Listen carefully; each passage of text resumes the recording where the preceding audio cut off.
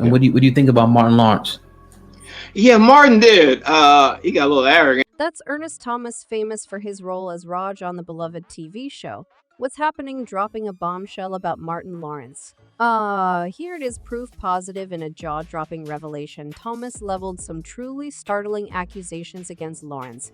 The more the success came, you can't get a hold of them. So what's going on? Thomas candidly revealed some intriguing aspects of his experiences with fellow actor Martin Lawrence and shared his perspective on the entertainment industry. He candidly delved into the dynamic between him and Lawrence, touching on issues of fame, arrogance, and personal challenges. For starters, Ernest reflected on the early days when Martin Lawrence first ventured into the entertainment world. He acknowledged that Lawrence received his initial break on What's Happening, a tidbit that hadn't widely circulated.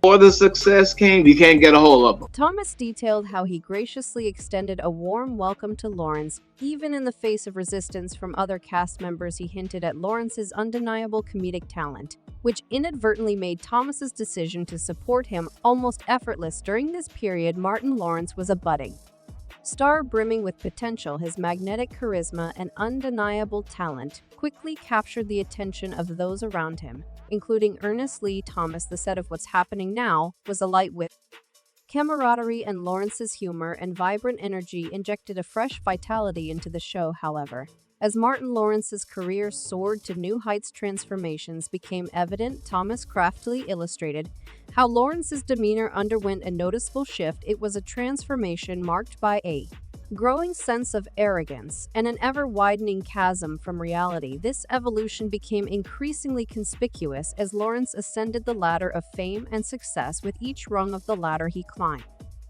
Lawrence ventured deeper into the realm of celebrity. The pressures of fame, the insatiable demands of the industry, and the allure of the spotlight appear to have had a profound impact on his persona. The young artist, who was once humble and driven, was now showing signs of conceit and self-importance. Ernest couldn't resist sharing an intriguing anecdote about an unfortunate missed opportunity to collaborate with Martin Lawrence. He recounted how Lawrence regrettably declined a lucrative offer for a film project, leaving Thomas flabbergasted and disheartened.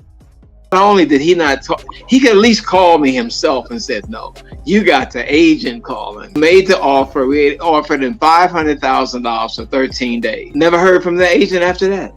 Never heard. This incident stood as a glaring exemplar of how success can at times sever the ties between celebrities and their roots. The missed opportunity was a poignant reminder of how fame's intoxicating allure can cloud one's judgment. Lawrence's decision to rebuff the offer had consequences that extended far beyond the immediate project. It reflected a broader transformation in his priorities and a warped perception of his value within the industry.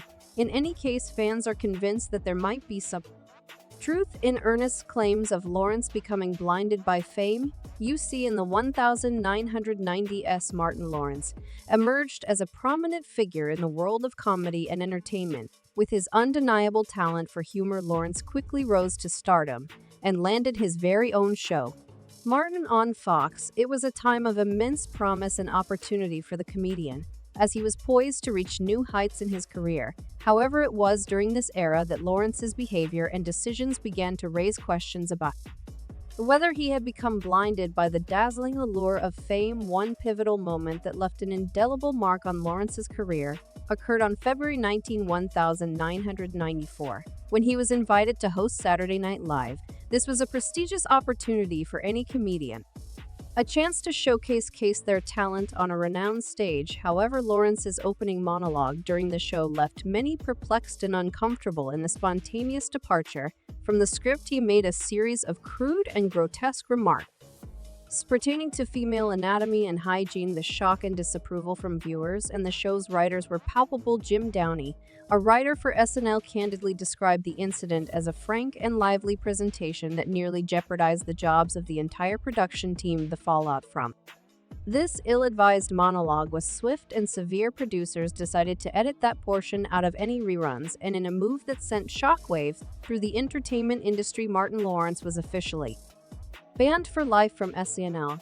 This decision was met with controversy and discussion, But it seemed that Lawrence's career remained largely unscathed despite the SNL debacle. Martin Lawrence continued to rise in the entertainment world. Lawrence's undeniable talent and charisma seemed to overshadow his earlier missteps. Fame, it appeared, was still very much within his grasp. However, the turbulent nature of Lawrence's life was not limited to his career in entertainment. In 1996, Lawrence had his first brush with the law, a moment that would mark the beginning of a series of legal troubles that would follow him for a period. The incident that brought Lawrence into the spotlight of law enforcement occurred in 1996, when he found himself in a harrowing situation on the bustling streets of California. Lawrence, known for his role as the bad boy actor, was spotted by eyewitnesses as he dashed onto a busy street brandishing a pistol. When law enforcement officers arrived at the scene, the situation escalated as Lawrence resisted arrest. The actor's behavior was erratic, and it raised concerns about his well-being. Consequently, after being detained by the police, Lawrence was rushed to a local hospital. Representatives for the comedian later disclosed that he had suffered from exhaustion and dehydration, shedding light on the physical and mental strain he was under at the time. Shockingly, this incident was not the last time that Martin Lawrence found himself entangled with the law over firearms. Just 1 month after the street confrontation in California, he made a reckless attempt to carry a weapon onto an airplane. His audacious act, however, did not go unnoticed as vigilant airport security personnel detected the firearm during a routine metal detector scan. Lawrence was immediately detained, and consequences were swift. He received a probationary sentence for this grave lapse in judgment, a stern reminder of the gravity of his actions. Unfortunately, Martin Lawrence's legal woes did not even end there.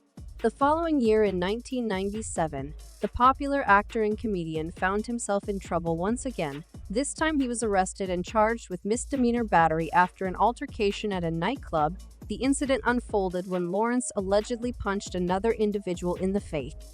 Following a chance encounter in the crowded venue, this violent outburst led to a legal battle that would test Lawrence's resolve and tarnish his public image. Despite the seriousness of the charges, Martin Lawrence managed to avoid incarceration. Instead, he was sentenced to 2 years of probation and mandated to perform community service. Adding to the personal turmoil, Lawrence filed for divorce from Patricia Lawrence, his wife of a mere 20 months. This dissolution of their marriage was anything but amicable, as Patricia won a restraining order against him. She detailed these allegations in an affidavit describing Martin as a violent drug abuser prone to irrational and abusive behavior, while she acknowledged his love for their 16-month-old daughter, Jasmine. She couldn't trust him alone with the child. The scandalous revelations continued to pile up, despite having a live-in nurse and medication prescribed by a psychiatrist who described Lawrence as paranoid. According to Patricia's court statement, he couldn't stay out of trouble. Just days after checking out of rehab, he resumed his marijuana use. Even while seeing a drug counselor, the scandalous behavior seemed unending. This situation took a dark turn on September 14, 1997, when Lawrence returned home from Hawaii in the early hours holding Jasmine in his arms. He confronted Patricia about the absence of his private nurse, and according to court documents, he erupted in a violent rage, threatening her before pushing her while still holding their baby. Shockingly, Patricia and Jasmine had to take refuge in a hotel. But the drama surrounding Martin Lawrence did not stop there. Even his professional relationships were not immune to conflict. It's a well-known fact that Lawrence and his Martin co-star Tisha Campbell portrayed the iconic on-screen couple of Martin and Gina. However, what played out on screen did not necessarily mirror their off-screen reality. Before becoming Martin and Gina, Lawrence and Campbell had previously collaborated on projects like House Party and Boomerang. During these early collaborations, Lawrence had made a heartfelt promise to Campbell that if he ever secured his own show or another starring role, he would want her to be a part of it. In her impeccable comedic timing, when the opportunity finally arose with the green light for Martin, Lawrence was eager to make good on his promise. However, there was a hitch. Campbell had her own project in the pipeline, which had also received approval. Determined to persuade Campbell to join his show, Lawrence arranged a meeting with her. During this encounter, he unexpectedly encountered Tashina Arnold, a friend of Campbell's. Surprised by this connection, Lawrence extended an invitation to Arnold to audition as well. Arnold accepted, And this marked the beginning of a new chapter in their professional relationship. The outcome of that fateful meeting was the birth of Martin, a show that would go on to become a beloved classic known for its timeless quotes and memorable characters on the surface. Martin presented an image of laughter, camaraderie, and the perfect on-screen chemistry between Martin and Gina. However, as is often the case in the entertainment industry, what viewers witnessed on screen I'd not tell the full story behind the scenes. A different narrative was unfolding, one marked by tension and discord.